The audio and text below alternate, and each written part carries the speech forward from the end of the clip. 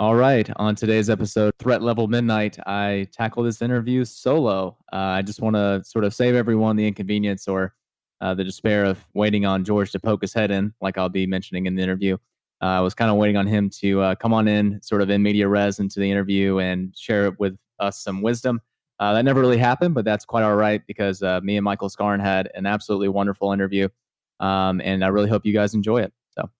All right, and we are back with another pursuit of ownership. I have another pre-owner coming on here today, and it looks like I'm going to be doing this interview solo, but there is a chance that George will kind of poke his head in and check in on us. May or may not. I'll kind of, leave that up to serendipity. But anyway, so I have on today, what's your name? My name is Michael Scarn. Michael Scarn. I hope everyone in our audience knows that reference. If not, I'm going to be a little peeved. But it's okay if you don't. That's all right. So Michael Scarn is on today. He reached out to us. He's got a prospective practice that he's looking at, and of course is kind of looking for some advice. Hopefully, looking for a green light. I'm sure. But we'll see what what we come up with. So, Michael, tell me a little bit about yourself and where you're coming from. Yeah, so I am, I like long walks on the beach, and Of course. Who yeah, doesn't? I just graduated, really recent graduate. Okay. I haven't picked up a handpiece in quite a while now with COVID and everything, Yeah. but I actually just started my 1-year AEGG residency, and Awesome. so kind of excited about that. And I'm looking at this practice, so I've got a couple of days off a month with this Okay. AGD and looking at associating inside this practice. So kind of excited. Okay. Okay. So what's kind of brought you to this point of wanting to own a practice? Kind of walk me through that a little bit. Yeah, so that's a good question. I've been listening to shared practice for quite a while now. I think first year I listened to some podcasts by Mark Costas, and he kind of got me introduced into the whole perspective of owning a practice and kind Mhm. of progressed from there just to knowing that I wanted to own a practice pretty soon out of school. Yeah. But kind of listening to a lot of these owners that owned right out of school, I kind of found something in common that uh, a few months after owning, they kind of backtracked and said, I think in hindsight, I probably would have associated or done a residency prior to doing, jumping into ownership right out of school. And so I kind of Yeah. took that to heart and started looking into some residencies and wanted some surgical heavy residencies and wanted some good experience. Didn't want to go to a fifth year of school, obviously. Of So course. yeah, so I just decided to pursue that and got into a good residency. And honestly, the plan was to just do that and then maybe associate for a year or so, and then buy a practice. Okay. But I'm on it. I'm obvious, not obviously, but I'm always looking at opportunities and just seeing what Yeah. the market's like. And I kind of came across this practice and decided to give the owner a call, and it's kind of progressed from there. Cool. Okay. So did you find this as like an off-market deal through a mailer, or did this come to you through a broker? What was the deal? So it's kind of pseudo off market. It's not listed yet, but it is with Pseudo off-market. I love that. so I mean I didn't do any real legwork, but it was on the dental society's website, the dental board's website of the state. And Okay. so didn't really have a whole lot of information, but was in an area that I was interested in. And so I gave the owner a call. Okay. All right. Cool. So, what is since you've kind of been on this ownership journey for a little while, I'm sure you've had some time to kind of form a vision of what you're hoping to do. So, kind of walk me through what is your ideal practice? What does it look like? Is it sort of a group deal, solo deal? What are you doing in the practice? What's your plans there? Sure. So, I mean, when I first started this whole journey, Mark Costas was on the whole, own multiple practice. So I kind of jumped on that train for a little bit, but then that kind of fizzled out, and I realized I didn't want to be quite that busy. Mark seems like a pretty busy guy, and so I didn't want that Okay. much, didn't want to be that involved. So I kind of Okay. formulated my vision more to you know a small group practice possibly. If I were to own multiple practices, two tops. Um, I, Okay. I just want a little more free time than owning multiple practices entails. If I could just own one larger practice, that'd be just fine with me as well. I'm Okay. completely satisfied with that. I really like surgery, so if I could build it up to just kind of maybe having an associate and then just feeding large surgery cases to me, that would be ideal, I think. Okay. So what I'm hearing is you want, um, or perhaps what you're seeing in this opportunity is potentially a group practice, wherein you're there. Obviously, you're doing surgery and all these wonderful things. You're going to learn your AGD, and then you've got an associate sort of doing some more of the bread and butter type stuff, and then you've probably got a very nice, healthy hygiene program as well. That's Sure. that's going to kind of wrap up what your ideal practice looks like. So, do you have any idea, how many ops you're kind of shooting for with that sort of So, confirmation? yeah, honestly, I don't think any more than a 2 to 3 provider practice. So we're Mhm. probably looking at anywhere from 7 to 10 ops. 7 to 10. Yep. Okay. Yeah, no, that's definitely a reasonable number for what you're looking to do. I'd say bare minimum 6, but really like more like 7, at least, and then definitely 7 to 10 sounds pretty good for that. So yeah, no, I think you've got a really good grasp of what your vision should be. So kind of paint me a portrait of what the ideal acquisition for you looks like. What's being done in the practice already. What can you possibly add? Like, kind of give me an idea of what you were ideally looking for, and then we'll kind of talk about what you found. Yeah. So I mean, I've kind of fought with the idea of, do I just go and buy the practice that's already built up this program, and I'm definitely going to pay for that, but everything that I want is there, Yeah. or do I find something smaller and build that up? And I honestly am fine with both routes, whatever ends up getting me to my end goal. But I think this current opportunity just kind of fell into my lap here, and it sounds like it could work for what I'm looking for. Okay. All right. So I'm going to back up just a little bit. You did mention that this was in like a decent location. So are you kind of nailed down on where you want to live? Do you still kind of have like a wide net that you're casting? What's your kind of deal there? Sure. So I am definitely open to anywhere that has a good opportunity. Oh, okay.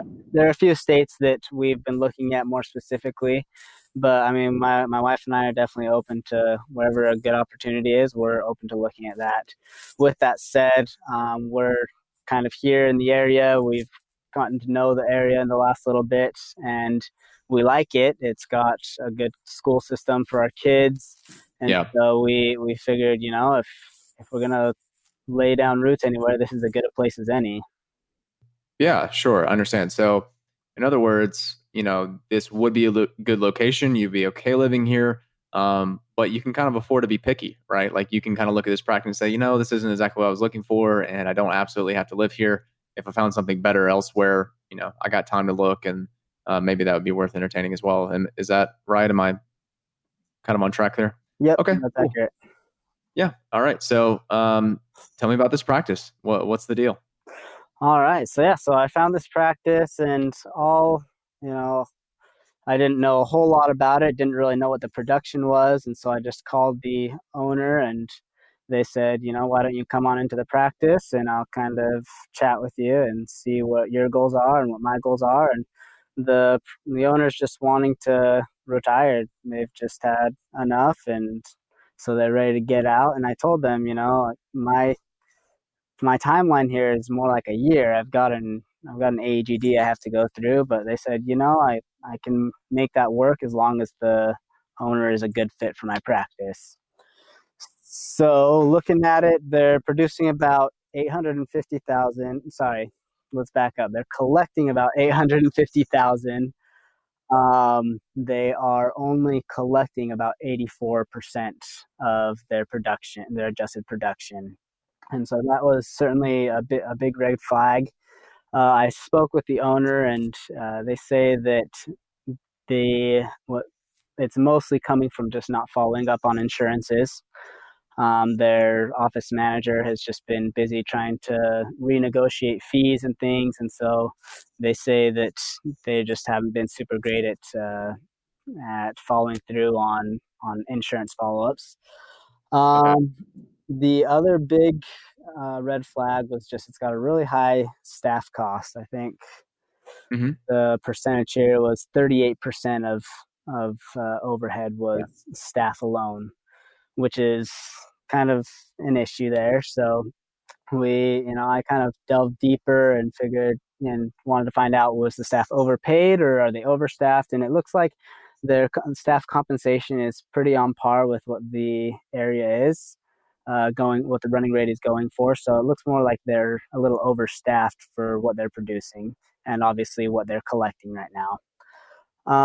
And then they've got a really healthy new patient flow, about 30 new patients a month. So that kind of got me excited. Their marketing budget is less than 1% of collections. So that kind of just gave me a lot of hope for, there's a lot of room to grow this, and there's already a healthy growth rate within the practice. Okay. Um, so we got to kind of walk through this in steps. You threw a lot at me, Sure, and I really appreciate that. I think the audience absolutely loves all these details, but I kind of have to go through this stepwise. You know what I mean? absolutely. So as far as where the seller is at, they are ready to retire. What is their transition timeline? Because obviously you've got a year. Yeah, so that's a good question. So the seller actually had a buyer lined up prior to COVID. Okay. And then they said that COVID came around and the buyer backed out, and the Okay. seller said, "Obviously, that's understandable." But they seem pretty fluid with their timeline. They said that they're open to somebody buying the practice right now, but if there's a right buyer, they're willing to wait that 1 year for me in this situation. Okay.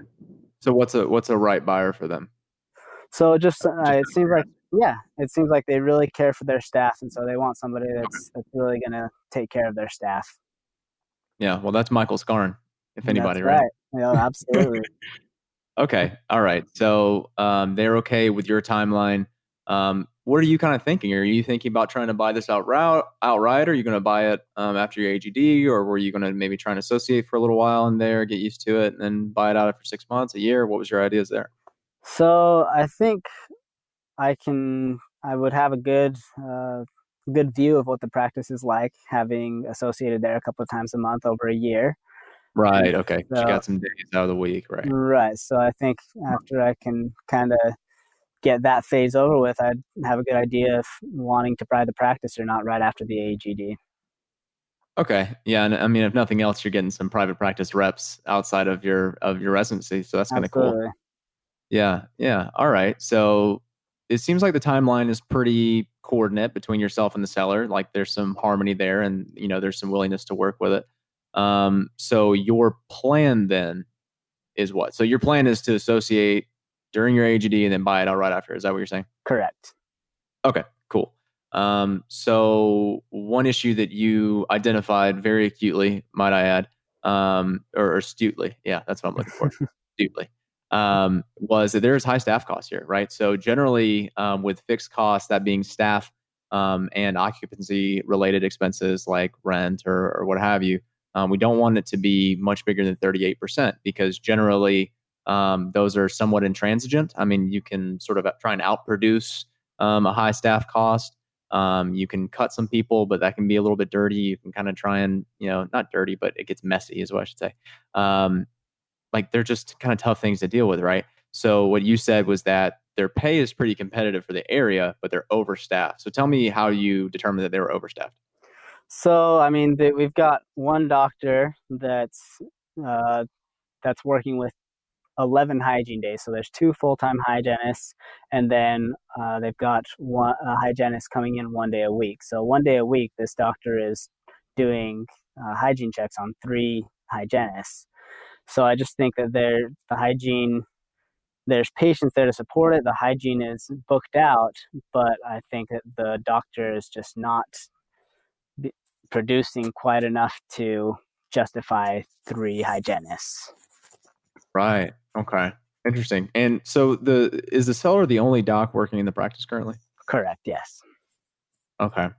Yeah. And so that's interesting. So your argument then is that they have too many hygienists.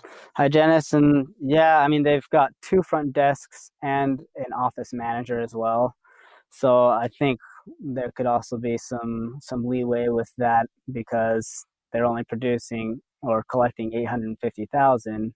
So it could be possible that maybe there's one too many. Maybe one of those front desks could drop down to part time, something like that. Yeah, I'm looking at it now, and it looks like you're right on. So they got the two full time hygienists. They got 11 hygiene days basically. So they have another part timer. And it does look like they have two people working the front desk, then also a separate office manager and a coordinator as well.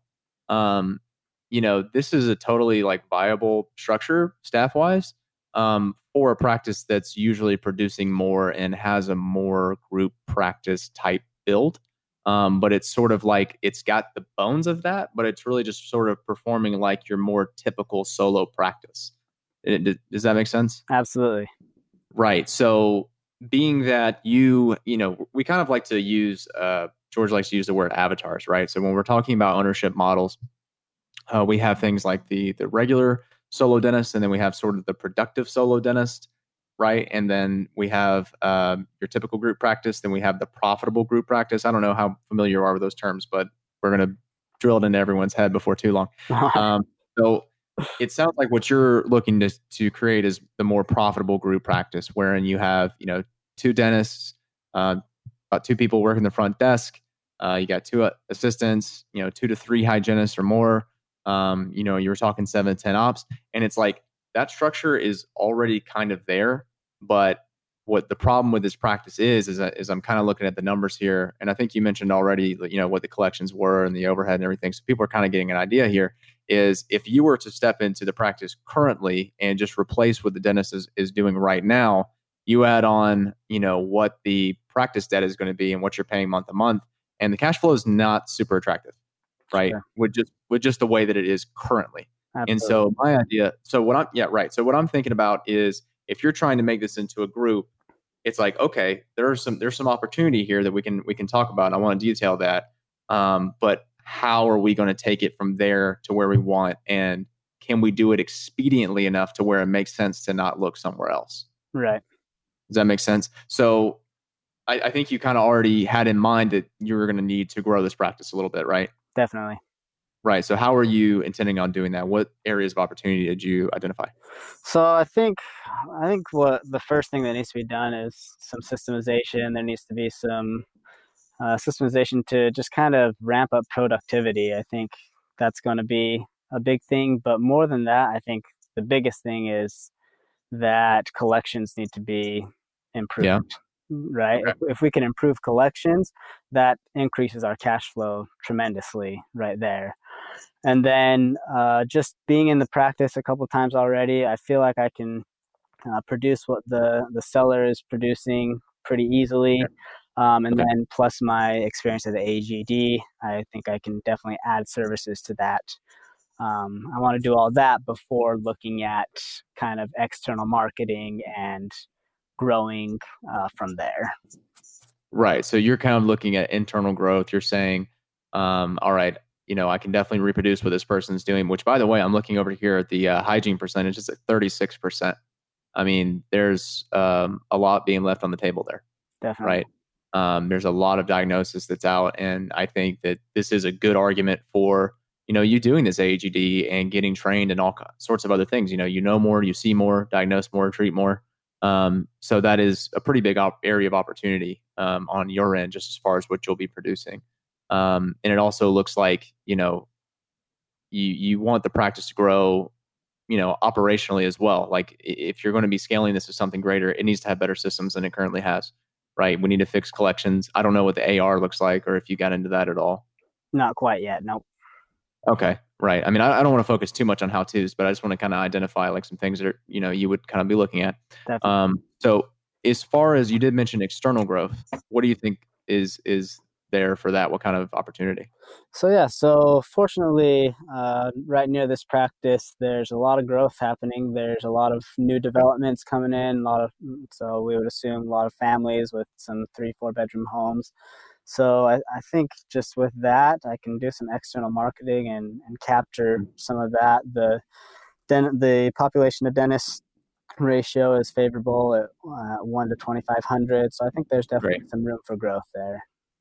Yeah. Do you know how many new patients it's getting currently? 30 every month 30 per per month. month. Correct. Yeah. I mean, that's pretty good. And you said the marketing budget was pretty minimal. Absolutely. Yep.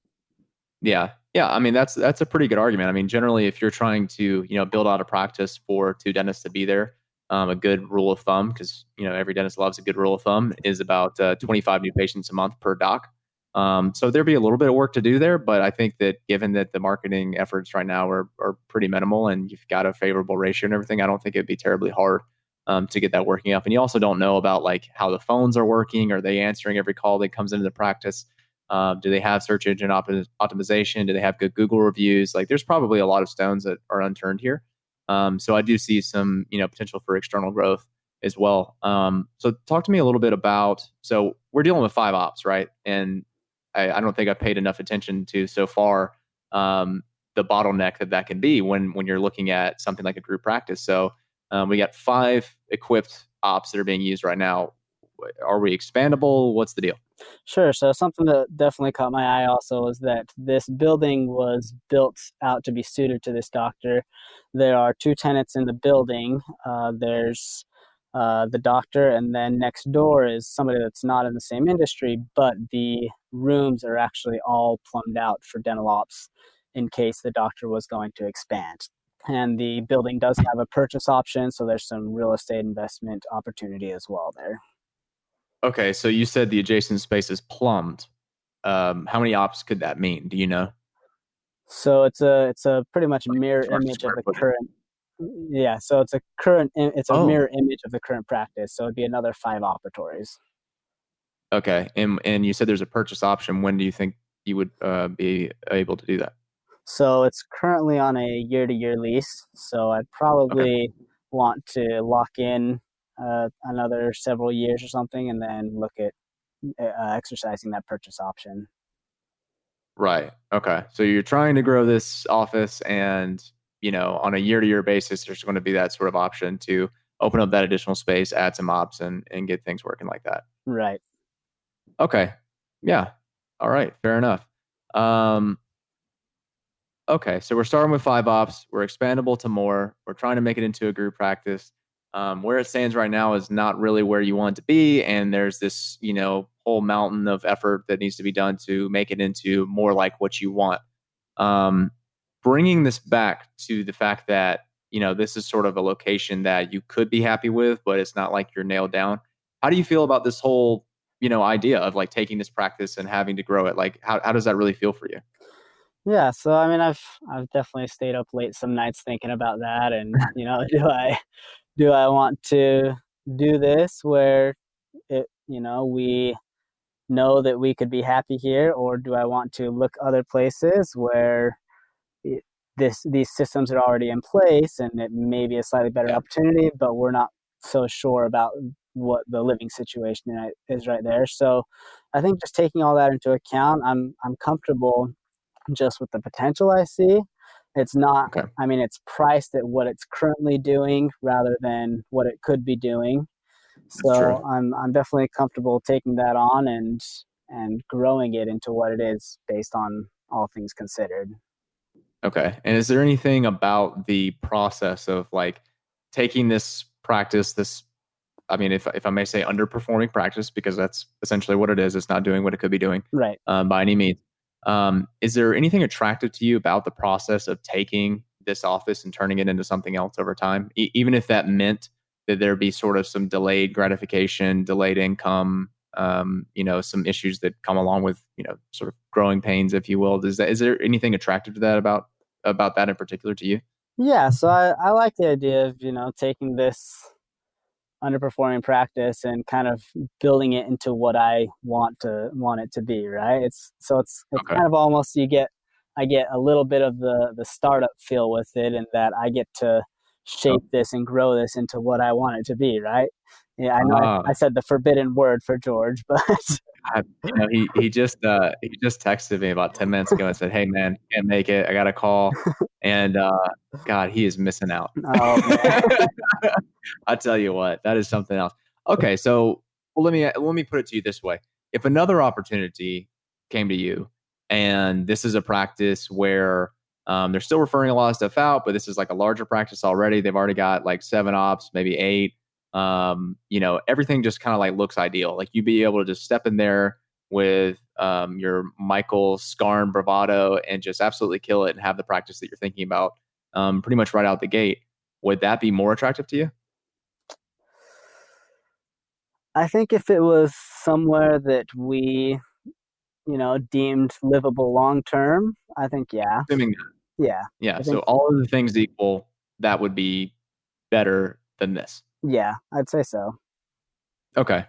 Okay. So are there any limiting beliefs that you have about being able to find an opportunity like that? Like, is there anything that just makes you think, oh, I can't really do that, or I wouldn't be able to finance it, or just whatever? I mean, not so much finance it. The hard thing with that is that I feel like I'd have to wait longer. I mean, to get a larger practice, I'd have to probably need to wait another year or so after my AGD, and then that also means moving my family. And so there are some limiting factors in that, that make that less desirable than somewhere that we currently are already. Okay. So why do you say you have to wait another year? So So I I'm following. just if I mean if I'm looking at buying a practice that's producing $1.4 million, and Hmm? so I need a loan for 1.2 million. Yeah, I mean I feel like I would be a little more equipped to take on that kind of loan, maybe a year after my AGD. If I would pursue it if it happened, but I'm just not sure what the Okay. banking situation would be like. Yeah. So you're kind of going off a feeling there. I have to challenge you. That's fair. That's I have fair. to do I, it. I like to I be have to ride challenged. you. I like to be challenged. Yeah, we're all about coaching here at SP. We all get coached and do some coaching, and like this is like 100% what a coaching call is. It's like challenging you on everything that you think and believe and feel, and making you feel silly about it. So you're being a good sport. I appreciate that. Not a problem. Go ahead. Absolutely. Right. So what you said is you feel like you'd have to wait another year because maybe you wouldn't be ready. What does that mean? So, I mean, I think if I had a year of experience, then I'd be a little more ready to jump into a practice that's producing a lot more than what this one currently is. I definitely know for a fact that jumping into this practice, I can produce what's being done, right? And I can grow it. Whereas I would feel a little more confident jumping into a much larger practice Okay. after being in private practice for a little longer. Okay.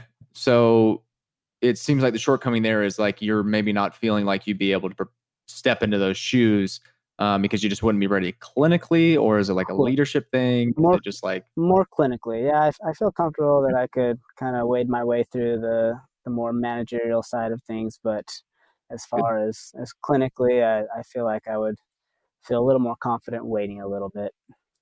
Okay, so you feel like you'd feel more confident. Yeah. Yeah. Okay. Well, the only thing I'm kind of poking around at is that um, I think feelings sometimes kind of hold us back. This, sort of feeling of confidence, like how quantifiable is that really? I mean, I understand that what you're really talking about is your clinical suite, right? You're going to have a year in this AGD program.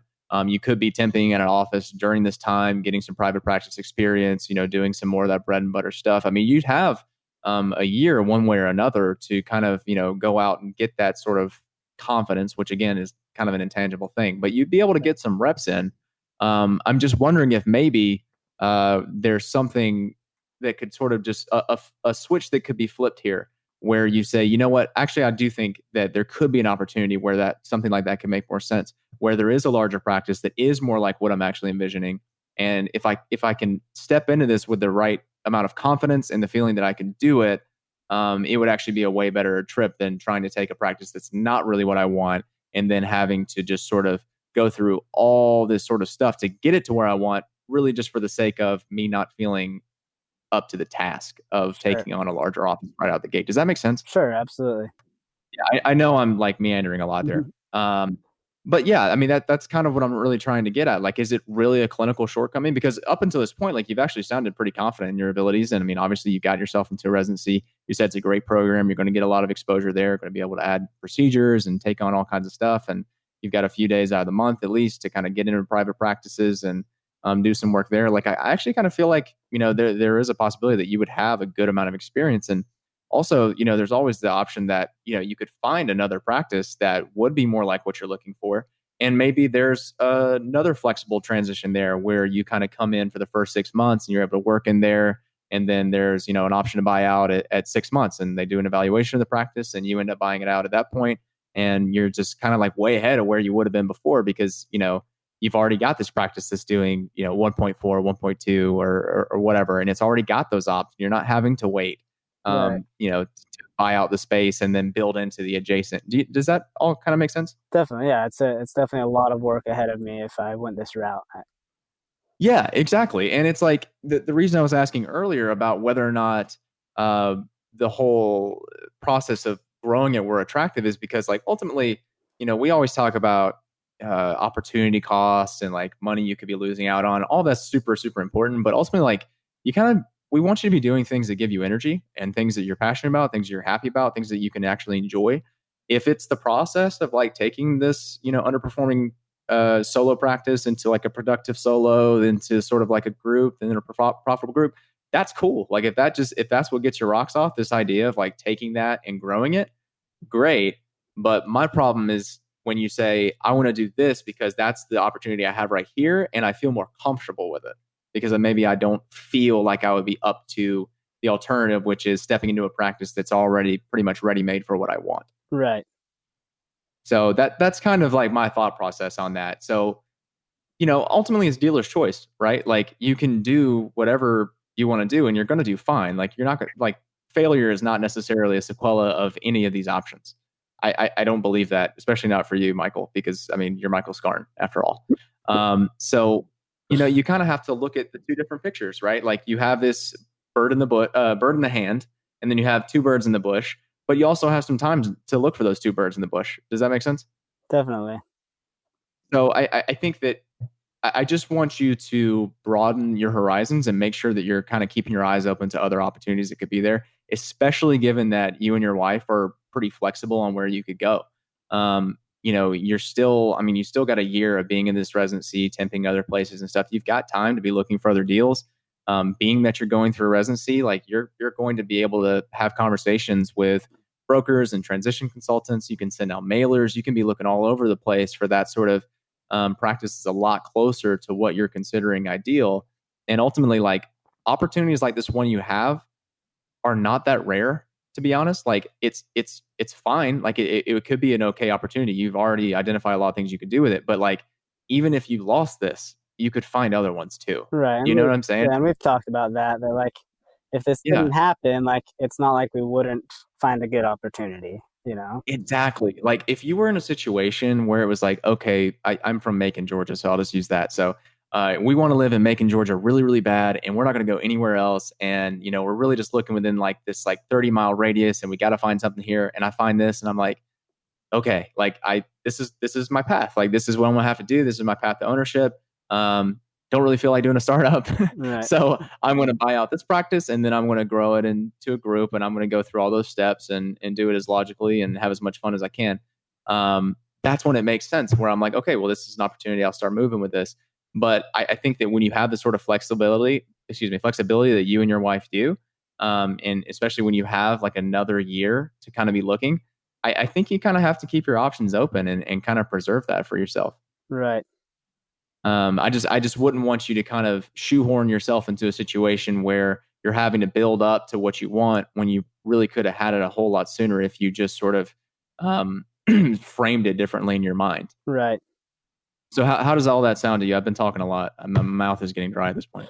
No, but I mean, I think you make really valid points that, it is a situation where, the owner wants to know that I'm going to be there with the intent to buy it. And so I think a shoehorn was Okay. a really good way to put that, right? I mean, I don't want to kind of paint myself in this corner when if I'm flexible to find something that's right in line with what I'm looking for rather than working and trying to make something that's not into what I want it to be.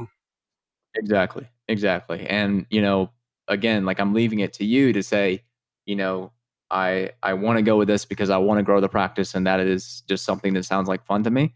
That's cool. But, there also is some inherent risk there. Like if you're looking at the alternative, buying a larger practice that you find as being more risky, I mean, like when you step into this, it's like there's all these other things that you have to do to get to where you want to be. There's opportunity cost there too. Sure. Even if the upfront cost isn't as scary, there's not as many digits in your loan. I still think that you have to kind of consider the opportunity cost of both options. Right. I would caution you against looking at this as the safer option, because what I think is actually more risky is not going with what you say you want. That makes sense. And I think that that's what you should maybe spend a little bit more time on and see what's out there. Because if you guys have that kind of flexibility, I mean, hey, that practice might just be waiting for you. And it's like, hey, I'm over here. Why aren't you looking for me? Right. You know what I mean? Yeah, definitely. So, yeah. So, all right. So let's kind of recap a little bit of, how we've gotten to this point. So you are a recently graduated dental student whom I envy very much, because you're not having to go through dental school during this whole COVID mess. And you've gotten into a wonderful AGD program. You're going to be expanding your clinical capabilities. You got about a year here to be, rounding yourself out there and looking for more opportunities. I'm not making you say no to this one by any means, but we've been able to sort of frame the options that you really have. You sort of have this, pretty average / underperforming practice that you could be growing into the group practice that you want. And I did not, just to be clear, I did not put that in that information. I did not put that idea in your mind. Yep. That's something you had before the interview, because I don't want to be a George here. And you've kind of got a path that has diverged into two different roads. Either you go with this thing that you found kind of early on, might I add, versus continuing down that road looking for other opportunities. There may be a way to straddle both opportunities as you move forward and figure out what makes sense for you. Right. It sounds like we've really kind of nailed down what it is that you're envisioning, what you're really looking for. We've identified where you're flexible, what you're going to be able to bring to the table. And for me, I see a lot more opportunity that has not yet been uncovered personally. Does that all kind of gel with you? Yeah, that makes sense. And I think that's a pretty good comprehensive review of everything. I probably left a whole bunch of stuff out, but that's just kind of how it feels to me. And I'm really happy that you've brought this forward and you've been so, transparent with, kind of where you're at with everything. I hope I haven't disappointed you at all. No, absolutely not. That's what I came here looking forward to. And I appreciate you kind of reframing things for me and helping me understand where I'm at in this process. Yeah. And I mean, ultimately, these are only questions that I think you should be asking yourself as you move forward. I mean, these are just conversations you have to have, with you, with your wife, and you just have to kind of be honest with yourself about what it is that you want and be sort of uncompromising with what you find. Because honestly, I just feel like you've got pretty broad horizons here and like there's a lot of opportunity out there. And you've really got to entertain that before you start nailing yourself down, I think. So like, I really just, I encourage you to just, do that full force and go at every single angle you can. I mean, go on market, go off market, and keep working at developing yourself clinically. And I think that, that opportunity that you're looking for is going to uncover itself. I think you'll be surprised. Awesome. Yeah. All right, man. So is there anything else? I mean, is there anything else we need to cover? Any other dreams I have to crush? No, I think that'll be enough dream crushing for one day. Oh man, that's great. That's kind of what George like sent me on a mission to do here. I was trying to convince him to come on. He gets off a little bit on just like totally trashing what people bring to him. I don't know what it is. It's sadistic, really. But I kind of try to go a different route. I try to have a good time and leave with some positive, encouraging notes. But Michael, look, I think you're going to do absolutely wonderfully. I love that you're in a good AGD program. You're going to have a lot to offer. You've got really good vision. You've got your priorities in line. I did not have to bring up your wife. You brought it up. And I think you're absolutely on the right track, man. So I want to hear more from your story. I want to hear how things develop. Please just kind of touch back in with me and if you find another opportunity, let me know and we'll have you right back on and I can crush that one too. Excellent. All right, Michael. Well, I'll talk to you later. And to the audience, I hope you guys really enjoyed this one. Michael's been a real treat, so I really appreciate him. You'll be hearing from me next week. All right, everyone. So I hope you all enjoyed that very much. Obviously, I was flying solo throughout that interview. Still waiting on my co-pilot to arrive, but it never happened. But that's quite all right because I actually think the interview went pretty freaking well. Michael was kind of a tough nut to crack, being that this was an episode of Threat Level Midnight. I was a little bit concerned about interviewing the international man of mystery that he is, but he was actually super transparent, surprisingly enough, and came through with some really good vision and mindset nuggets. And I think that was great. He's someone who absolutely has his head on straight, and I think he's got tons of potential. But what's super important and the takeaway that I want everyone to have from the interview is really just that, a lot of times when these opportunities come around, we're sort of making a decision between what we can do and perhaps what we should do. And I think the answer always comes back to vision, always comes back to mindset. What is it that we want? And what is going to be the most simple, predictable, profitable way to get to that point? So I hope everyone has enough to ruminate on with that. And I hope everyone can look forward to some more solo episodes because it looks like more of those going to be to come. So anyway, I appreciate everyone's time and you'll hear from me next week.